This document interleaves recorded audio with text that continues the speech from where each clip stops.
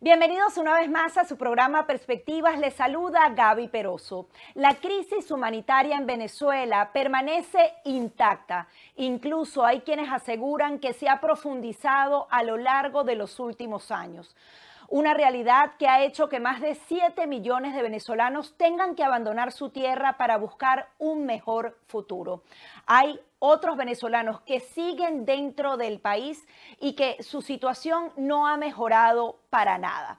Es por ello que actores nacionales e internacionales están tratando de impulsar un acuerdo que sea netamente humanitario, que nada tenga que ver con la situación política o la represión que viven los venezolanos con el régimen de Nicolás Maduro.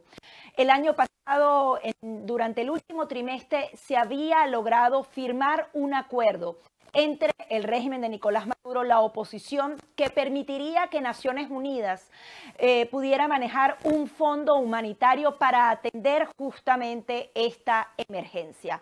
Han pasado los meses y en el día de hoy vamos a explorar qué ha venido sucediendo, quién ha autorizado, quién tiene la última palabra para que definitivamente este acuerdo humanitario pueda llevarse a cabo y beneficie a un grupo importante de individuos. Para ello vamos a conversar con Ignacia Ulloa. Ella es directora asistente del Centro Adrian Arts de Latinoamérica del Atlantic Council, una persona que ha tratado justamente de impulsar ese acuerdo no partidista y tratar de dar un entendimiento más profundo a la realidad de Venezuela. Muchísimas gracias por estar aquí. Hola Gaby, muchas gracias por la invitación. Estoy muy feliz de poder conversar con ustedes hoy. Sí, ustedes acaban de hacer un informe bastante extenso. Adicionalmente, otras organizaciones como Human Rights Watch alertaban de la urgencia que ese acuerdo humanitario sea posible. Sin embargo, hay muchos actores involucrados y quería que nos ayudaras a entender entonces lo que ha pasado. Si en principio nos puedes dar una introducción, ¿por qué es tan importante que se logre este acuerdo humanitario y qué estarían perdiendo los venezolanos de no lograrse ese acuerdo? Bueno, partiendo por agradecerle la invitación, realmente nosotros desde el Centro para América Latina, Adrian Arts del Atlantic Council, siempre hemos estado trabajando por la región y obviamente la situación en Venezuela es uno de los temas que más tocamos porque tiene repercusiones mucho más allá de Venezuela, afecta a la región completa. Pero como comentabas al inicio de tu intervención, este acuerdo que nace después de las negociaciones, durante las negociaciones entre la plataforma unitaria y el gobierno de Nicolás Maduro, en noviembre, que ya han sido 8 meses, se firmó un acuerdo para llegar a una especie de acuerdo humanitario. Este acuerdo humanitario toca 5 temas principalmente que se enfocarían en aliviar un poco la situación que se vive dentro de Venezuela, que se enfoca en temas de salud, en temas de educación, en temas de malnutrición de los niños, en temas de energía.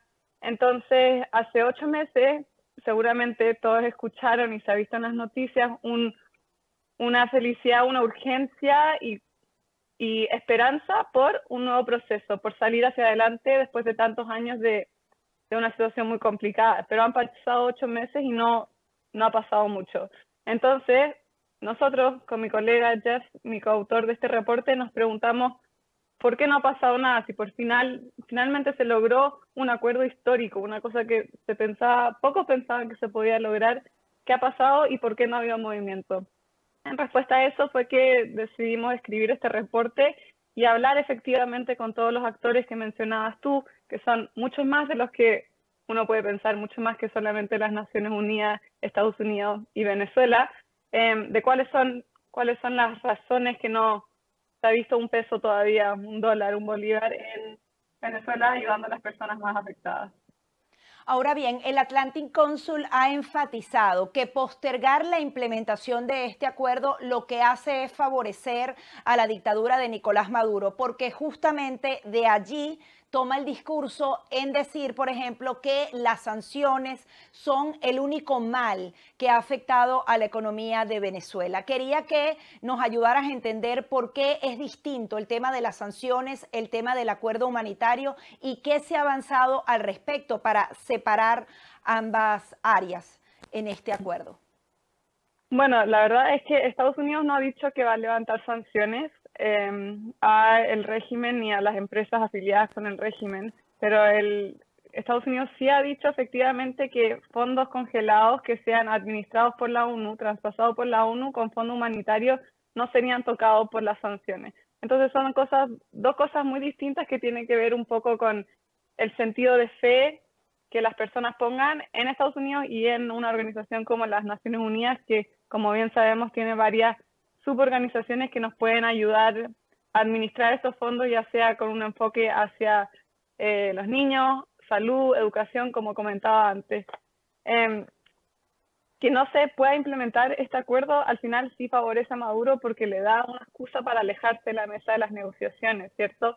Es como una excusa bajo la premisa de que a pesar de acercarse, de querer mejorar la situación en Venezuela, la comunidad internacional no se pudo organizar lo suficiente para que esos acuerdos se cumplan. Ellos podrían decir que efectivamente están abiertos al cambio, pero que el estancamiento no es culpa de ellos, sino que de un proceso fallido que se ha venido discutiendo hace meses y años ya. Incluso el régimen de Nicolás Maduro, a través de Jorge Rodríguez, uno de los negociadores, había asegurado que ellos no han avanzado más en otros acuerdos distintos a el acuerdo humanitario porque no habían cumplido con que ese dinero bajara a ellos. ¿Cómo iba a ser administrado ese dinero y qué sucedió? ¿Por qué se paralizó? Si nos puedes dar un poco paso a paso lo que ha venido sucediendo hasta ahora. Claro, después de las negociaciones en noviembre, hubo un periodo de como 5 meses hasta mayo de paralización porque no hubo comunicación muy clara entre las Naciones Unidas, quien es el cuerpo que, según este acuerdo, manejaría los fondos, y Estados Unidos, que es el que maneja las sanciones sobre los fondos congelados. La mayoría. Siempre hay que acordarse que muchos de los fondos también han sido sancionados por otros países, como pensar en países europeos también. Pero en mayo de este año, Estados Unidos finalmente le garantizó a las Naciones Unidas que efectivamente este fondo, se estima $3.000 millones, sí puede vivir en el sistema financiero de Estados Unidos. Es una gran cosa porque significa que acá los fondos estarían protegidos de acreedores y de otras instituciones o personas que quizás quieran mal usar esos fondos. Ahora estamos esperando a las Naciones Unidas que efectivamente saquen adelante y publiquen un marco legal para la entrada de estos fondos y el uso de estos fondos en Venezuela. Lo que pasaría es que las Naciones Unidas con este fondo puede separar un poco, administrar el dinero para las suborganizaciones de las Naciones Unidas que todos bien conocemos, como UNICEF siendo una de ellas. La ONU es un componente esencial para el traspaso de dinero, porque puede garantizar su buen uso. La ONU tiene muchos mecanismos implementados para asegurar que haya un uso transparente, un uso no corrupto y un uso súper claro que beneficien a las personas que lo necesitan y no a los que lo administran. Ahora bien, ¿por qué si a Estados Unidos en el mes de mayo le informó a Naciones Unidas que efectivamente el fondo iba a estar protegido de los acreedores? Estas son personas que están intentando cobrar la deuda con esos fondos que han estado congelados durante años y que también el tema de las sanciones no iba a dañar a cualquier persona que formara parte del manejo de este fondo. ¿Por qué Naciones Unidas no ha avanzado al respecto? ¿Hay algo que lo impida? ¿Qué han señalado ustedes específicamente en este informe sobre la no acción de Naciones Unidas? La verdad que esa es una respuesta que es bastante difícil de responder. Yo creo que es la pregunta que todos nos hemos estado haciendo y la razón que efectivamente mi colega Jeff Ramsey y yo decidimos empezar a investigar esto y a escribir este reporte. La verdad es que no se sabe.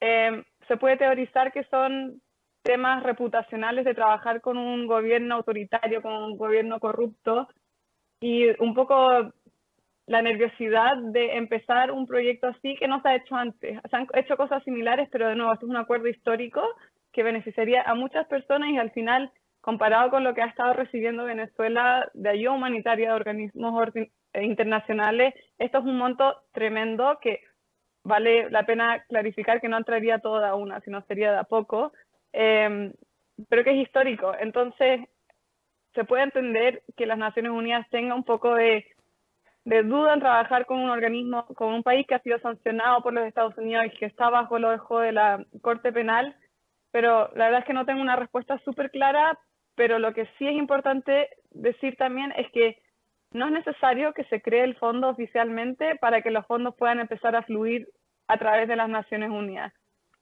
Como Ahora comentábamos, ya se han mandado señales de que Estados Unidos no va a sancionar dinero que pase a través de las Naciones Unidas, pero si no se ve movimiento, se puede esperar que quizás el gobierno Maduro va a tratar de acceder a estos fondos y nosotros, la comunidad internacional, no tenemos cómo asegurarnos de que esos fondos efectivamente le lleguen a las personas a las cuales queremos que llegue, a los beneficiarios.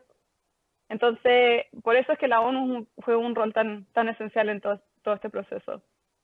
Ahora bien, Naciones Unidas ha modificado la manera de administrar estos recursos, porque cuando empezamos a hablar, incluso fue en la administración pasada de Estados Unidos, de programas como Oil for Food, que justamente era sacar parte de los ingresos petroleros y cambiarlos por comida. Hace más de 2 décadas se produjeron situaciones específicas de corrupción y el régimen que abusaba justamente de su pueblo se aprovechó de eso y lo utilizó para avanzar electoralmente y también para hacer cualquier actuación corrupta. ¿Qué ha hecho Naciones Unidas para mejorar eso? ¿Y qué le dices tú a los venezolanos que cada vez que les dices algo de un fondo humanitario saltan y dicen no, porque ese dinero todito se lo va a robar el régimen de Maduro?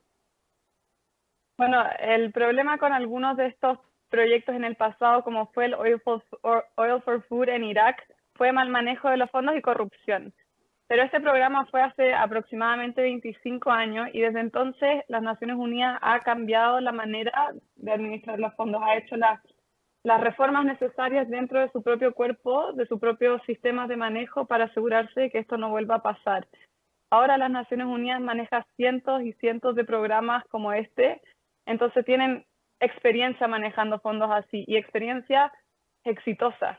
Entonces nosotros lo que pedimos y que consideramos que es importante es que todos sepan es que hay que pedirle a las Naciones Unidas que usen esta experiencia, estas historias de éxito para poder beneficiar a las comunidades venezolanas que tanto lo necesitan. De hecho, la ONU tiene sus estimaciones de que son 7 millones, casi 8 millones de personas en Venezuela que están necesitando asistencia humanitaria todos los días. Entonces, es una cosa que tiene que pasar ahora. Ya está esperado 8 meses para que empiece a haber acción y la inacción está afectando a las personas.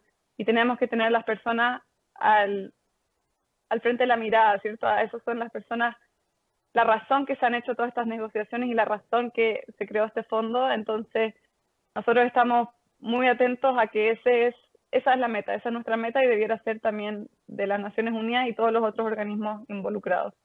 Tú decías que sin Naciones Unidas justamente esos fondos no iban a ser bien administrados por el régimen de Nicolás Maduro. ¿Hay alguna otra organización que se pueda encargar de una responsabilidad tan grande? ¿Qué hay que hacer para que Naciones Unidas se active nuevamente? Ustedes están haciendo este informe. ¿Qué otras diligencias conoces que se estén haciendo para que Naciones Unidas definitivamente dé el paso? Porque pareciera que la pelota está en la cancha de Naciones Unidas. ¿Es así? Bueno, yo creo que es importante acordarnos de que las Naciones Unidas nos representa a todos, ¿cierto? Es una organización que junta a todas las voces de los países que son miembros.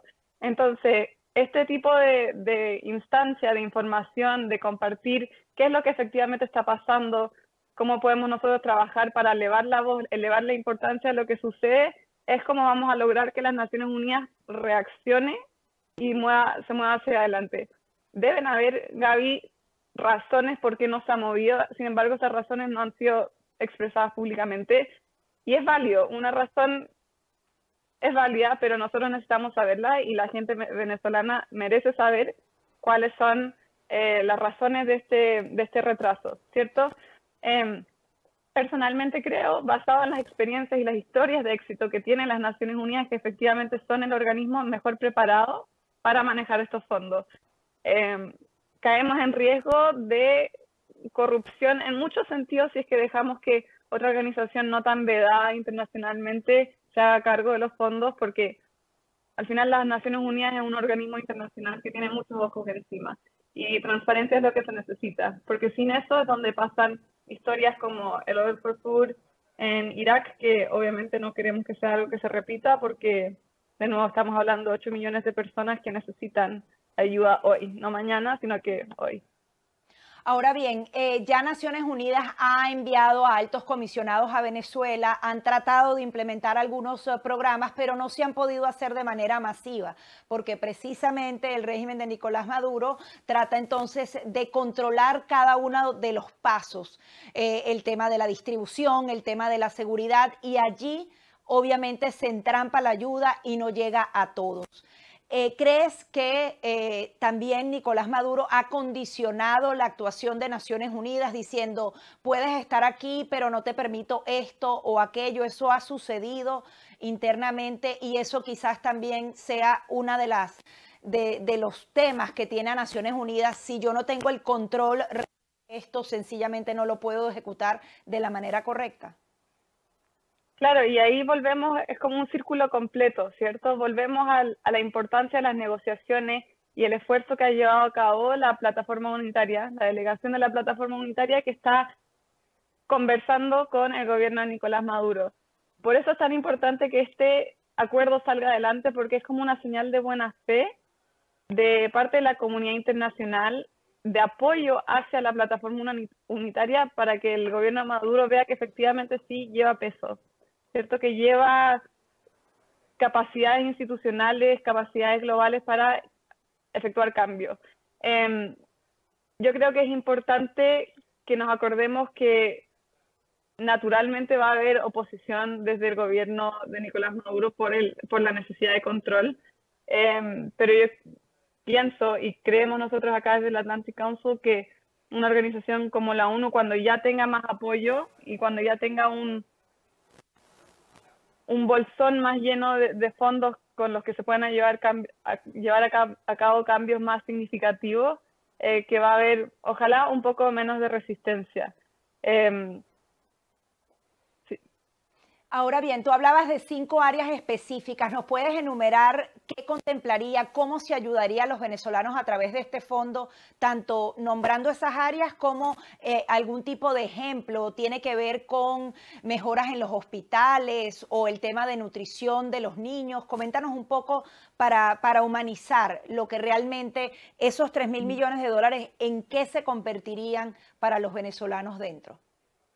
Claro, y eso es una pregunta súper importante porque nosotros sabemos cuáles son como los 5 o 6 temas grandes, ¿verdad? Como les comentaba, es salud pública, la regeneración de los sistemas eléctricos, la malnutrición específicamente en los niños, mejoras a los sistemas de educación y auxilio a las víctimas de los diluvios que hubo en el interior del país el año pasado. Entonces, esos son los temas grandes. Ahora, falta un plan de exactamente cuáles van a ser los cambios y cuáles van a ser los proyectos y las iniciativas dentro de estos arcos mayores de ayuda humanitaria, ¿cierto? Y yo creo que la razón que no tenemos esta respuesta es porque todavía no se ha oficializado el fondo. Cuando se oficialice el fondo, los programas específicos van a poder sacar un plan público de cómo se va a implementar el cambio y cuáles van a ser los proyectos específicos, cuántos cartones de leche le pueden llegar a los niños en las escuelas, cuántas nuevas torres de electricidad se van a poder implementar. La verdad es que por esto yo pienso en este proceso como ir caminando de la mano. Siempre es muy fácil apuntar a quién tiene que tomar el primer paso, pero la verdad es que si todos tomamos pasos al mismo tiempo y vamos avanzando juntos, es que se va a poder generar el cambio. Entonces, una vez que la comunidad internacional pueda empujar a las Naciones Unidas a crear este fondo, esperamos que los siguientes pasos se puedan mover relativamente rápido. El Atlantic Council, haciendo este informe, también enumeraba una serie de recomendaciones que son clave. Quisiera que nuevamente nos comentaras la importancia de identificar esos fondos, de la responsabilidad de cada uno de esos actores, si nos puedes enumerar las más importantes. Claro, entonces nosotros propusimos 5 recomendaciones a la comunidad internacional. La primera y la más importante, yo creo que es asegurar el apoyo internacional garantizado para las negociaciones. Al final del día, las negociaciones son el pilar principal de todo este proceso. Si nos aseguramos de que los países que tienen la mayor voz en el mundo, ¿cierto?, apoyen el proceso, va a ser todo mucho más fácil para la delegación que está negociando con el gobierno de Nicolás Maduro. Pero también dentro de nuestras recomendaciones tenemos cosas importantes como ayuda internacional para identificar dónde están los fondos congelados y trabajar para descongelarlos. Sabemos que hay un número estimado de 3.000 millones de dólares, pero ¿dónde están efectivamente? Sabemos de algunas porciones de este gran fondo, sabemos dónde están algunos países en Europa, pero hay mucho más, ¿cierto? Y tenemos que tratar todos juntos para encontrarlo. Otro, por ejemplo, es pedirle a la ONU que efectivamente saque un marco legal y que pueda manejar este fondo como se espera para Venezuela de una manera que garantice transparencia y supervisión del fondo. Finalmente tenemos 2 recomendaciones más, que es comprometerse con una estrategia y mensaje unificado para la implementación del acuerdo y garantizar que las reclamaciones legales de acreedores no impidan la asistencia al pueblo humanitario, que esta plata efectivamente pueda llegar a las personas que lo necesiten y que no se quede atascado en cortes legales por temas con acreedores. Muchísimas gracias, Ignacia, por todas estas conclusiones. Gracias a ustedes. Era Ignacia Ulloa, quien es directora asistente del Adrián Art Center, que se dedica a toda la parte latinoamericana del Atlantic Council. Ellos han señalado que la emergencia humanitaria sencillamente no puede esperar. Cuando tú hablas de, por ejemplo, un niño con malnutrición, si pasan 5 años más, el daño en su cuerpo es irreversible. Y es por eso que varias asociaciones están tratando de que esa leche, esa comida o la asistencia que puedan tener luz o salud pueda llegar de manera inmediata, independientemente de otras decisiones políticas que se tomen para Venezuela. Hasta aquí nuestro programa Perspectivas.